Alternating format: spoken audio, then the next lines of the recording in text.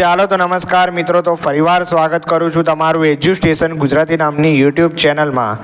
તો વિદ્યાર્થી મિત્રો, તમને બધાને જ ખબર છે મુજબ કે જે એમસીસીની official notification all India quota counselling માટે ના આવે ત્યાં સુધી સ્ટેટ કોટાનું કાઉન્સેલિંગ શરૂ નહીં થતું। તો એમસીસી દ્વારા હજુ પણ ઓલ ઇન્ડિયા કોટાનું જ્યારે કાઉન્સેલિંગ ક્યારે શરૂ થવાનું છે એની કોઈ અપડેટ આવી નથી। તે મુજબ જે ગુજરાત સ્ટેટ કોટાનું કાઉન્સેલિંગ છે એ ટૂંક જ સમયમાં શરૂ થવાનું છે, એની ઓફિશિયલ અપડેટ આવી ચૂકી છે।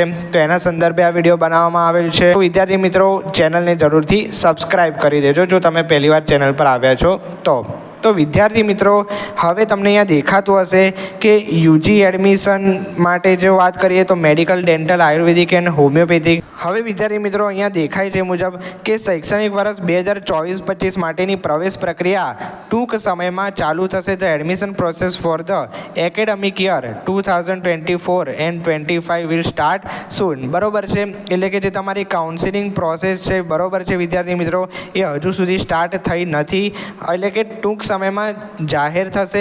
અને આ અપડેટ કેમ આપવામાં આવી છે તો આ લખ્યું છે list of documents required four admission process, બરોબર છે। આ કમિટી છે એમના દ્વારા જે પ્રવેશ પ્રક્રિયા માટે તમારે કયા કયા પ્રમાણપત્રોની જરૂર પડશે, તમારે હેલ્પ સેન્ટર કઈ યાદી છે એ બનાવી રાખવા માટે, બરોબર છે। એટલે કે ટૂંક સમયમાં તમને એલર્ટ કરે છે કે જાહેર થશે, એટલે કે તમને જે પણ અનુકૂળ, જો તમે એસસી બીસી કેટેગરીમાં આવતા હોય, એસસી કેટેગરીમાં, એસટી કેટેગરીમાં, તો તમારે કયા કયા પ્રમાણપત્રોની જરૂર પડશે, તથા કોઈ ડોમિસાઇલ વિદ્યાર્થી હોય એને કયા કયા ડોક્યુમેન્ટની જરૂર પડશે, તો એના માટે આ એલર્ટ કરવા માટે આ ઓફિશિયલ નોટિફિકેશન જે મેડ એમ ગુજરાત વેબસાઇટ છે, બરોબર છે, અહીંયાથી તમે જે બધી જ માહિતી તમે જોઈ શકો છો જો તમારે એડમિશન વિશે માહિતી મેળવવી હોય, મેડિકલ, ડેન્ટલ, બીએમએસ, બીએચએમએસ વગેરે વિશે, બરોબર છે। તો આ એલર્ટ કરે છે જે તમારે કયા ડોક્યુમેન્ટ રિક્વાયર્ડ થશે એડમિશન માટે એ તમે અહીંથી જોઈ શકો છો, બરોબર છે વિદ્યાર્થી મિત્રો। હવે વિદ્યાર્થી મિત્રો આગળ જોઈએ।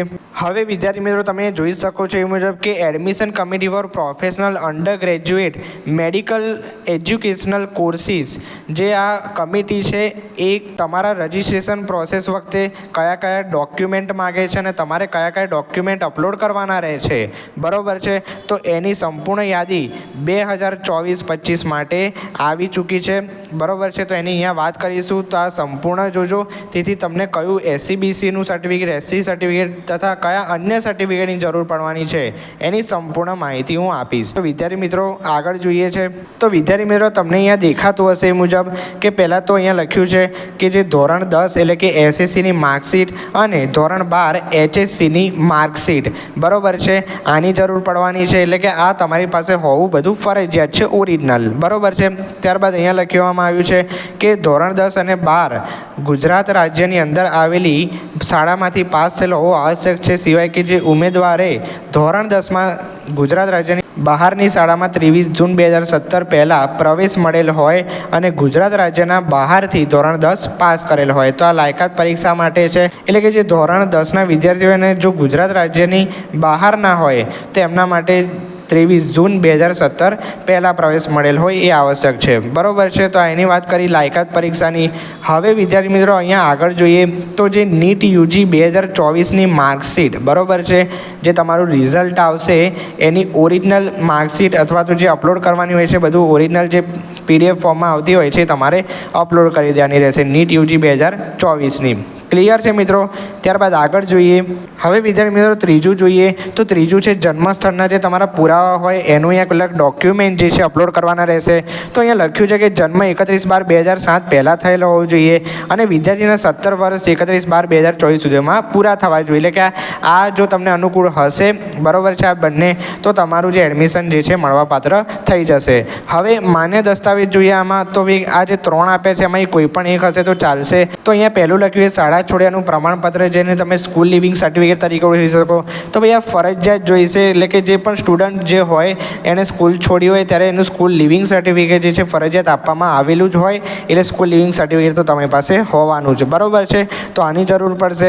ત્યારબાદ વિદ્યાર્થી મિત્રો હવે આગળ ચોથું જોઈએ તો ચોથામાં અહીંયા લખ્યું છે કે જન્મ તારીખનો પુરાવો, બરાબર છે, એમાં શાળા છોડ્યાનું પ્રમાણપત્ર હોય તો ચાલશે. ત્યારબાદ કોઈ પણ એક હોવું જોઈએ, ટ્રાન્સફર સર્ટિફિકેટ, જન્મ પ્રમાણપત્ર, ભારતીય પાસપોર્ટ કે ધોરણ 10ના SSCની માર્કશીટ હશે ને તો પણ ચાલશે. ક્લિયર છે મિત્રો. ત્યારબાદ ગુજરાત બહારના જન્મેલા ઉમેદવારો એટલે કે ટૂંકમાં જે ડોમિસાઇલ સ્ટુડન્ટ્સ હોય એના માટે તો ભાઈ ગુજરાત સરકારના અધિકૃત અધિકારી દ્વારા આપવામાં આવેલ અહીંયા લખ્યું છે મુજબ ડોમિસાઇલ સર્ટિફિકેટ, એટલે કે ડોમિસાઇલ સર્ટિફિકેટ જો કોઈ સ્ટુડન્ટ ગુજરાતની બહારથી આવેલો હોય તો એને ડોમિસાઇલ સર્ટિફિકેટની જરૂર પડવાની છે. ત્યારબાદ SC કેટેગરીના ઉમેદવારો છે જે અનુસૂચિત જાતિમાં આવે છે તો એમને ભાઈ ગુજરાત સરકારના અધિકૃત અધિકારી દ્વારા આપવામાં આવેલ અનુસૂચિત જાતિ એટલે કે SCનું પ્રમાણપત્ર. ત્યારબાદ ST કેટેગરી માટે ઉમેદવાર માટે જે ST કેટેગરીવાળા વિદ્યાર્થી હોય એમના માટે જે સર્ટિફિકેટ આપવામાં આવે એમનું એ જરૂર પડશે, બરાબર છે. તો આ SC અને ST કેટેગરીવાળા માટે છે. હવે SC BC કેટેગરી માટે, બરાબર છે, અહીંયા અગત્યનું છે આ SC BC કેટેગરીવાળા સ્ટુડન્ટ ખાસ અગત્યનું ધ્યાન રાખજો. હવે અહીંયા લખ્યું છે એ મુજબ કે સામાજિક અને શૈક્ષણિક રીતે પછાત વર્ગ એટલે કે SC BCનું પ્રમાણપત્ર અને ગુજરાત સરકારની પ્રવર્તિત નીતિ મુજબ પરિવારનું નોન ક્રિમિનલ NCL પ્રમાણપત્ર જે તારીખ 1 એપ્રિલ 2022 તથા તેના પછીનું હોવું જોઈએ. પ્રમાણપત્ર વર્ષ 2024-25 માટે માન્ય હોવું જોઈએ. એટલે કે વિદ્યાર્થી મિત્રો OBC જે આવતા હોય સ્ટુડન્ટ SC BC કેટેગરીમાં એમને 2 સર્ટિફિકેટની જરૂર પડશે. એક તો જે સામાજિક અને શૈક્ષણિક રીતે જે પછાત વર્ગનું જે પ્રમાણપત્ર આપવામાં આવે છે એ, અને OBC NCLનું જે પ્રમાણપત્ર આપવામાં આવે છે નોન ક્રિમિનલ સર્ટિફિકેટ જે તમે કહી શકો એ. તો આ બંનેની અહીંયા જરૂર પડવાની છે SC BC કેટેગરીવાળા વિદ્યાર્થી માટે, બરાબર છે. અને એની તારીખ ખાસ યાદ રાખજો, બંને સર્ટિફિકેટ 1 એપ્રિલ 2022 પછીના જ હોવા જોઈએ. એની પહેલાંનું હશે તો એ નહીં ચાલે. ક્લિયર. તો SC BC ઉમેદવારો ખાસ ધ્યાન રાખે. ત્યારબાદ EWS કેટેગરીવાળા વિદ્યાર્થીઓ માટે વાત કરીએ તો ગુજરાત સરકારના અધિકૃત અધિકારી દ્વારા આપવામાં આવેલ આર્થિક રીતે નબળા વર્ગ EWSનું પ્રમાણપત્ર એ પણ 1 એપ્રિલ 2022 અથવા તેના પછીનું જ હોવું જોઈએ. ત્યારબાદ વાત કરીએ તો PWD ઉમેદવારો જે દિવ્યાંગ ઉમેદવારો કહેવાય એમના માટે જે સર્ટિફિકેટ અનુકૂળ હોય એ એમને PWD સ્ટુડન્ટને રજૂ કરવાનું રહેશે, બરાબર છે વિદ્યાર્થી મિત્રો. ત્યારબાદ અહીંયા લખ્યું છે એ મુજબ કે અમદાવાદના લોકલ એટલે કે સ્થાનિક જે સ્ટુડન્ટ હોય જે અમદાવાદ લોકલમાં રહેતા હોય તો અહીંયા લખ્યું છે એ મુજબ વાત કરીએ તો જે dean Shrimati NHL municipal medical college Ahmedabad દ્વારા આપવામાં આવેલ લોકલ સ્થાનિક ઉમેદવારનું પ્રમાણપત્ર જે NEET UG 2024ના પરિણામની જાહેરાત થયા પછી જ આપવામાં આવશે, બરાબર છે. એટલે કે એ પહેલાં તમારે કઢાયેલું હોવું જોઈએ નહીં. જે લોકલ ઉમેદવાર હોય એમના માટે છે. Is it okay? હવે આગળ વધીએ વિદ્યાર્થી મિત્રો. હવે સુરતના લોકલ સ્થાનિક ઉમેદવારો માટે વાત કરીએ તો dean Surat municipal institute of medical education and research Surat દ્વારા આપવામાં આવેલ લોકલ સ્થાનિક ઉમેદવારોનું પ્રમાણપત્ર પણ 2024ના પરિણામની જાહેરાત થયા પછી જ આપવામાં આવશે. Local candidate of Ahmedabad and local candidate of Surat, બરાબર છે. તો એમને પરિણામ પછીનું જ કઢાયેલું હોવું જોઈએ. હજી સુધી પરિણામ આવ્યું નથી એટલે હમણાંનું નહીં કઢાવો તો ચાલશે. પરિણામ આવે પછી જ તમારે કઢાવવાનું રહેશે, બરાબર છે વિદ્યાર્થી મિત્રો. હવે આગળ 13મું છે ઓવરસીઝ સિટીઝન ઓફ ઇન્ડિયા ઉમેદવારો માટે. તો કેન્દ્ર સરકારના અધિકારી દ્વારા આપવામાં આવેલ OCI કાર્ડ જે overseas citizen of India OCI ઉમેદવાર છે એમના માટે જરૂરી છે, બરાબર છે. હવે વિદ્યાર્થી મિત્રો આગળ વાત કરીએ તો અહીંયા લખ્યું છે મુજબ કે શારીરિક યોગ્યતાનું પ્રમાણપત્ર કે રજિસ્ટર્ડ મેડિકલ પ્રેક્ટિશનર MBBS ઓર MD ઓર MS દ્વારા આપવામાં આવેલ શારીરિક યોગ્યતાનું પ્રમાણપત્ર અને તેની સાથેની બાંહેધરી, બરાબર છે. એટલે કે ફિઝિકલ ફિટનેસ સર્ટિફિકેટ એ પણ અહીંયા જરૂર પડશે. આ લોકોએ માગ્યું છે, બરાબર છે. એટલે કે ફિઝિકલ ફિટનેસ સર્ટિફિકેટ તમારે જોડવાનું રહેશે, બરાબર છે. જે MBBS MD MS કોઈ ડૉક્ટર પાસે તમે હેલ્થ સર્ટિફિકેટ કઢાવી શકો છો. ત્યારબાદ અહીંયા લખ્યું સંરક્ષણ કર્મચારીના પુત્ર અને પુત્રીઓ માટે જે ગુજરાત સરકારના અધિકૃત અધિકારી દ્વારા આપવામાં આવેલ સંરક્ષણ કર્મચારીનું ડોમિસાઇલ સર્ટિફિકેટ અને સક્ષમ અધિકારી દ્વારા જારી કરાયેલ બોનિફાઈડ પ્રમાણપત્ર જે સંરક્ષણ કર્મચારીના પુત્ર અને પુત્રી હોય એટલે કે જે ડિફેન્સના ઉમેદવારો હોય, બરાબર છે, એમના માટે અહીંયા વાત કરવામાં આવી છે, બરાબર છે મિત્રો. તો અહીંયા આપણે જ્યાં કમિટી દ્વારા માંગવામાં આવેલ બધા ડોક્યુમેન્ટની વાત કરી કે તમારે કયા કયા ડોક્યુમેન્ટની વધુ જરૂર પડશે. તો વિદ્યાર્થી મિત્રો વિડીયો અહીંયા સમાપ્ત કરીએ છીએ. કાઉન્સિલિંગની અપડેટ હજુ સુધી આવી નથી, ટૂંક સમયમાં આવશે. આ તમને ડોક્યુમેન્ટની વાત કરવામાં આવી 2024-25 માટેના, બરાબર છે.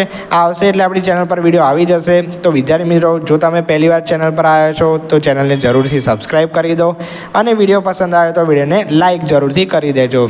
મળીએ છીએ વિદ્યાર્થી મિત્રો આવા જ એક નવા વિડીયો સાથે. ત્યાં સુધી ગુડ બાય, થેન્ક યુ.